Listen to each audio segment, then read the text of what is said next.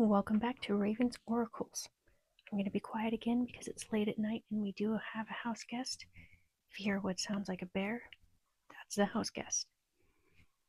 Alright, so this is a follow-up to the introduction for the Processing Emotions playlist.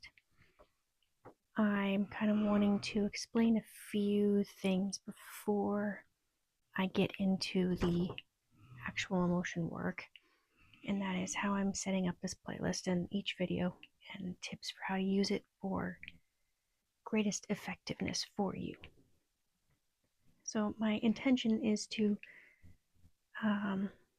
go over each emotion and situation, but primarily emotions, as if you are listening to the video kind of in a state of strong emotions and needing to process them. So I'll go through the most relevant information first, and then the steps to go through to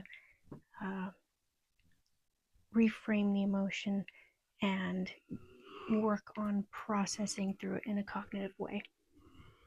Consciously cognitive. And then you can pause as you do the steps, and then the additional information will be kind of at the end, so you can take it in steps as needed. Watch the first bit, process, and when you are in a more calm state and want to learn more about the emotion, from my perspective at least, then you can watch the rest of the video when you're ready to. Alright, so a couple of things. It's going to be really helpful if you can journal while you're doing this. Most of the prompts are like questions that you ask yourself, and it's helpful to write down the answers, and that will give you the time and space to break everything down into smaller bits and resume your work if you have to stop at any point in time. And also, if you can handwrite things, that is ideal. And that is because the act of handwriting actually connects the conscious mind with the subconscious and with your body, which gets you processing in both ways at the same time, which is going to be very beneficial for your overall ability to do this processing.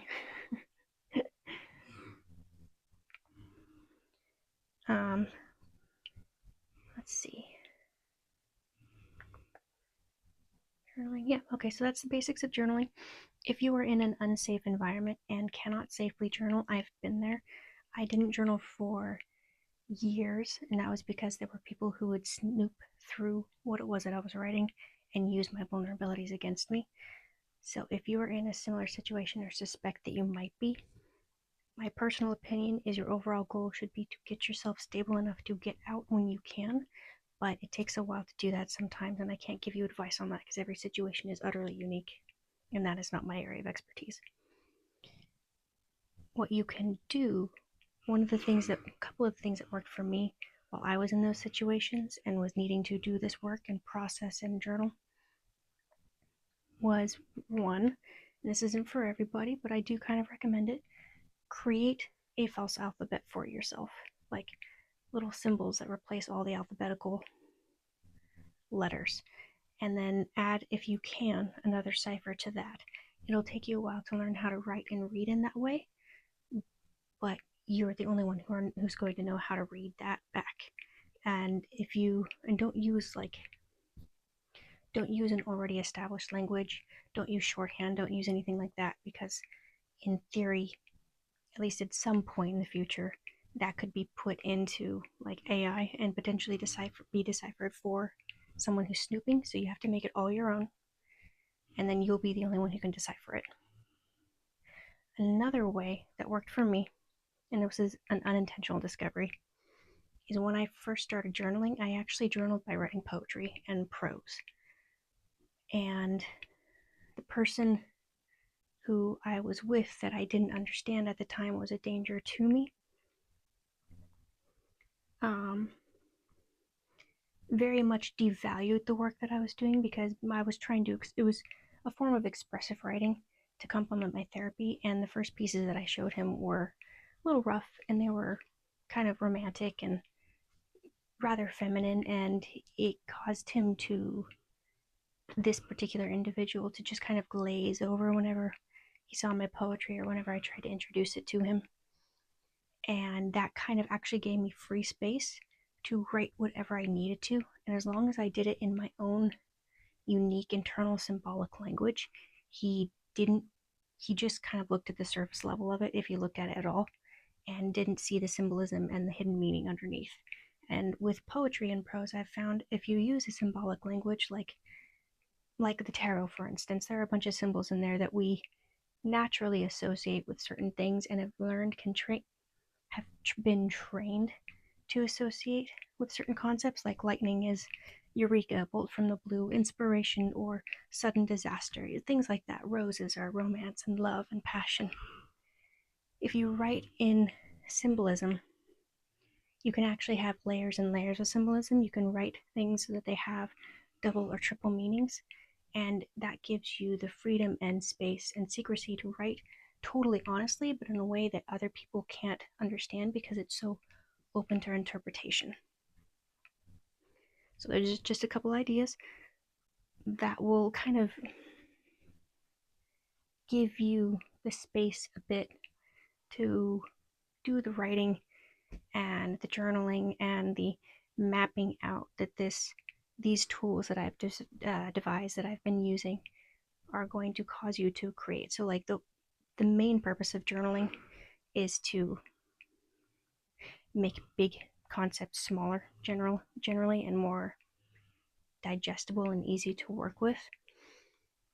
However, I have found that if you continue to write everything down, you go through several different sources of fear or shame or rage or hatred or contempt or fear, dealing with uncertainty or what have you, like all these different things, hope, illusion, idealism. The more you write all this out and go through the prompts and document everything, which is why it's so important to keep this safe and private for yourself, the more that you will be naturally documenting your triggers, your responses, your internal cycles, the patterns that you play out every day and every week and every month in your life. You'll start to see your own cycles and where they come from. You will start to see the values that you choose to live by, and you'll start to see where they don't align with your actual core needs and your core boundaries and your core values. And you'll start to literally see, as you go back and reread your work, the difference between who you really are and who you've learned to be. And that is kind of the main goal of the way that I design these tools, because the whole point for me was to find a way to safely experience really intense emotions while by myself and to learn from them about myself, so I could break patterns and break cycles so that I could be more free. Let's see. Okay. And that is that primarily. I do want to say that if while I'm making this playlist, you find that there is a specific emotion that you are struggling with, feel free to drop that in the comment section. I can't help you specifically with your unique problem, but I can prioritize making a video about that situation and the emotions I find most commonly connected to that emotion sooner. Yeah, I can make sure that it pops up sooner in the playlist, that it's recorded sooner. And yeah, I think that's it. Ideally, if you can write things out by hand, that would be the best. Have a dedicated journal for this where you can find everything all in one spot. I like to date things, and once a month or so, once every 2 to 3 months, I go back and reread everything, and you can also see the progress that you've made and see both your little cycles and your big cycles, which are going to be really helpful in the long run. And hopefully the more you do this work, and it's going to be difficult, hopefully the more you do this work, the more you will uncover who you actually are, which will, when you make choices consciously from who you are, you bring all the subconscious material to your conscious awareness, and you make choices knowing exactly who you actually are and the boundaries that you have and the needs that you have, like it's going to completely redo your life around you. People don't like boundaries, and that's fine. That's actually a good thing. The people who don't like your boundaries are the people who don't intend to respect them, so they're going to fall away from your life, and that's actually a good thing. You might love that person, but if they don't respect your boundaries, they have no business being in your life.